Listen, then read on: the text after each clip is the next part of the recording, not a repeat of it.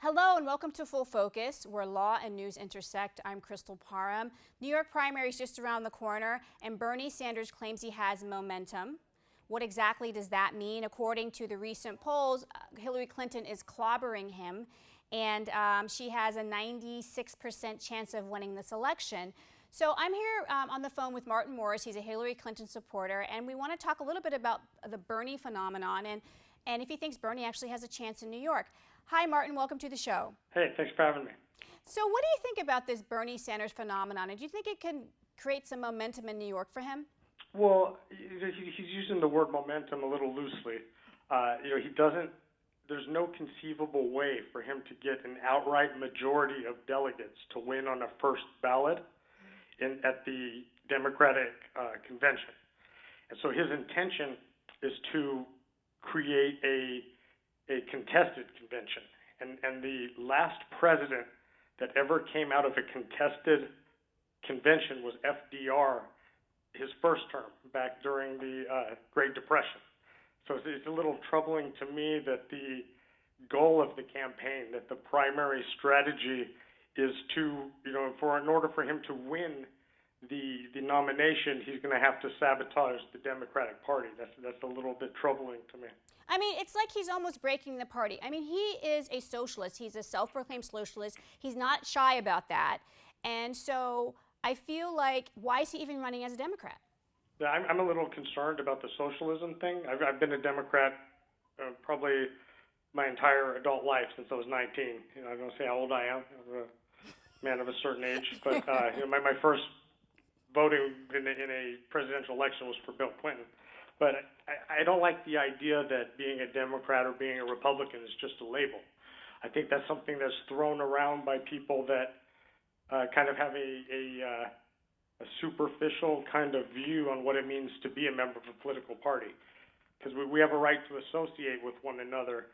And so as political parties, our goal is to elect people that we associate to elective office, to support other candidates, to support people to be appointed to roles, all who are within the Democratic Party.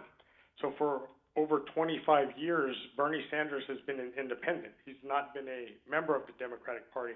And if you notice that a lot of the things that he complains about with superdelegates, with rules of the convention, those are things that he is in that position because he's not an active member of the Democratic Party.